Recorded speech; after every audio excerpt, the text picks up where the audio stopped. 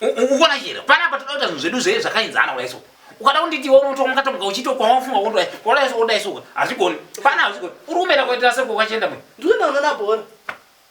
bhora masemi final ari komusa 31 December sandonola rako imosara mchona kuti madii panapa mumagedhi avharwe rimpwako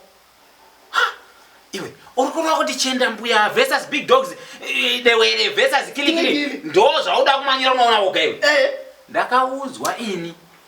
kuti bhora recho komusa 31 kubva kusena 10 o'clock iwe ndoroda kuenda wega saka mamuchiti mamati chera azviti izvozvo zvoda kuita izvo nyika inovakwa nevene vayo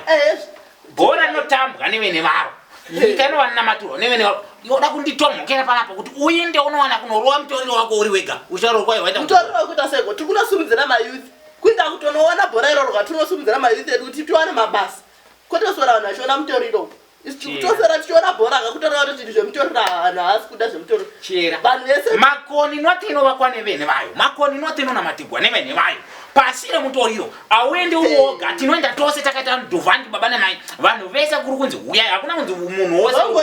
kunonzivanhu tose kwete kuti kwanzi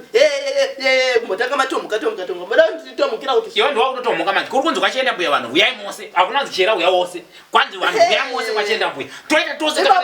vana vanhu vakuru vanamuchiziva kuti kune bhora madi kuenda ndakatofonegwa namadhume kanzi usasara nyika inovakwa nevene vayo nyika inonamandirwa nevane vayo pasi nemutoro wakachongwe mukana bhinzi muchiita zvemutoriro munomangiwa nemapurisa kudai iwo ndopauda kundisvisiya pano uchiita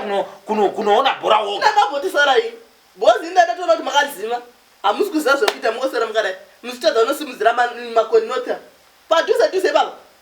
Chiendambuya versus big dogs kuseni na 10 o'clock inenge yatotanga bhora kudai so dewere versus kilikili awa ukanofarisa mafarisiro auda kuitira yayo kubhorawo zvatodhako ndosaka ndaramba kuenda nemi